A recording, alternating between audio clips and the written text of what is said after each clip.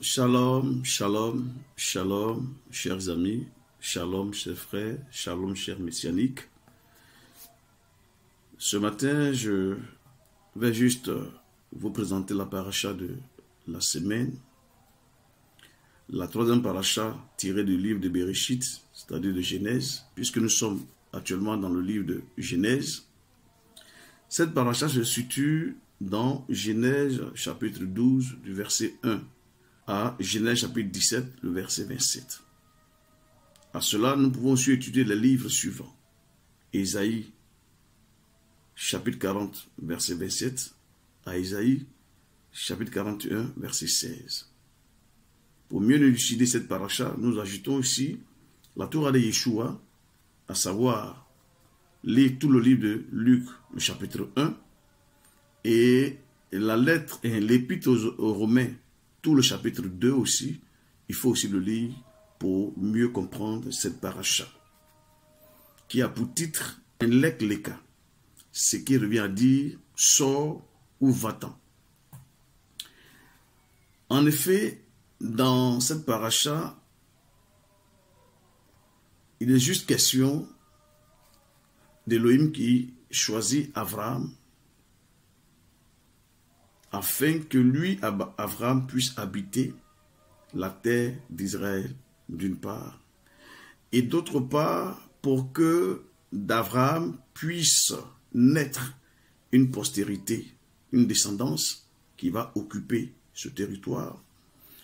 Et de cette descendance va donc naître le Messie, ou est le Messie, qui va être pour toute l'humanité tout entière, l'homme de la situation, l'homme de la bénédiction, de qui va venir le salut et la bénédiction.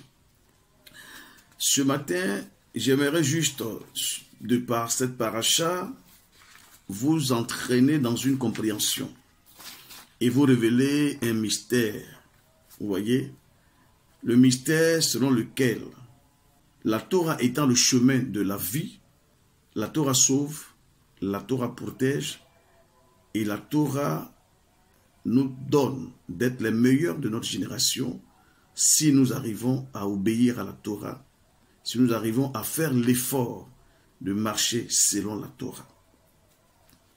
Parce qu'aujourd'hui, les actes, tous les faits et les actes de nos patriarches, d'Abraham, d'Isaac, de Yaakov et de tous ceux qui ont marché dans la lumière de la Torah, leurs actes et leurs attitudes nous enseignent le chemin de la vie. Car les actes des pères sont pour nous un modèle pour nous faire entrer dans la connaissance d'Élohim. Lorsque nous lisons le premier verset de cette paracha, il est écrit « Et l'Éternel dit à Abraham, quitte ton pays, ton lieu de naissance et la maison de ton père et va vers la terre que je t'indiquerai. » Bereshit chapitre 12, le verset 1.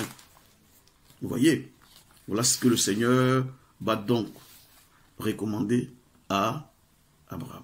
Abraham pouvait partir, il pouvait exécuter la décision ou ne pas l'exécuter. Il y a en lui un libre arbitre. Mais sachant que cette parole, que ce message était divin et que ce message venait du Créateur, c'est pourquoi nous devons faire attention à tout message. Il y a des messages qui sont divins venant du Créateur, il y a des messages qui sont humains. Mais nous devons nous plier et faire l'effort d'obéir aux messages qui sont de la Torah, aux messages qui sont d'Élohim. Sans cela que la décision d'Hachem à Abraham, quitte ton pays, vient ce matin nous enseigner que chaque juif, que chaque messianique, que chaque personne qui obéit à la voix écrite de la Torah, à la voix spirituelle de la Torah, qui marche selon les recommandations d'Élohim dans toute sa sincérité, qui met sa foi dans la Torah, cette personne, ce messianique ou ce juif, trouve dans son cœur, par l'esprit d'Hachem, l'inspiration, la grâce et la puissance, afin de traverser de grandes épreuves. Parce que l'épreuve, c'est donc le moyen par lequel le Seigneur nous prépare à une grande bénédiction. Vous voyez?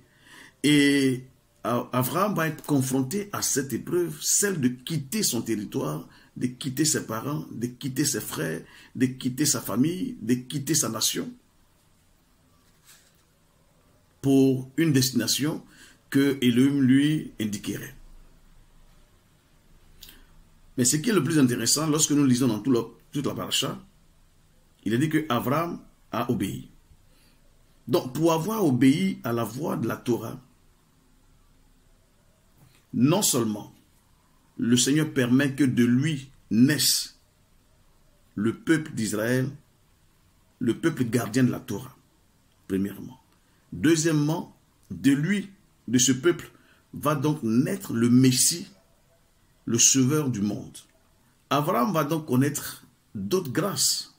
Donc, l'obéissance d'abord nous donne d'avoir la grâce. Son obéissance va lui permettre de recevoir une distinction particulière, c'est-à-dire quoi?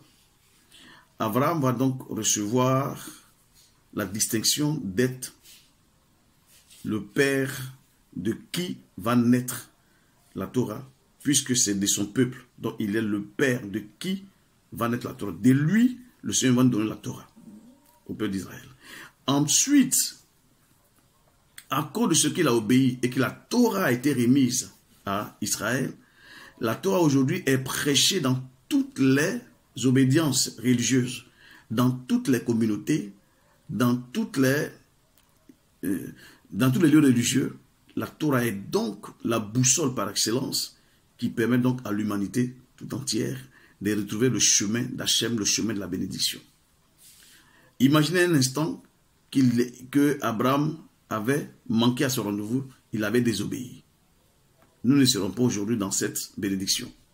Ça veut dire, toutes les fois que vous refusez d'obéir à un test, d'obéir à un ordre divin, vous manquez un rendez-vous céleste. Vous manquez un rendez-vous matériel.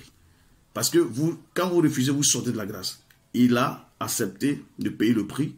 Il a obtenu la grâce qui était liée à cela. Donc, chers amis, juste vous dire que l'obéissance et la mise en pratique de la Torah fera de vous ou fera de toi le meilleur de ta génération, comme Abraham l'a été en son temps.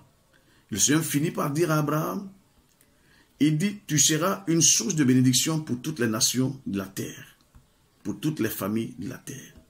Mais il va encore plus loin.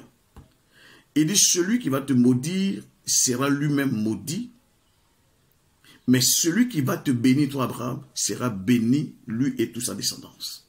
Frère, je pense que nous gagnerions à pouvoir mettre en pratique la Torah et à vivre selon les règles et les préceptes de la Torah, qui sont donc pour nous une grâce particulière qui nous entraîne dans l'élévation que nous recherchons. Que le Seigneur bénisse ta journée et qu'il t'accorde durant toute cette semaine de bien méditer la paracha, l'Ekleka, afin que tu en tires une grande connaissance des secrets qui vont pouvoir abreuver ta vie pour que tu puisses vivre heureux sur cette terre. Qu'Hachem te bénisse. Amen.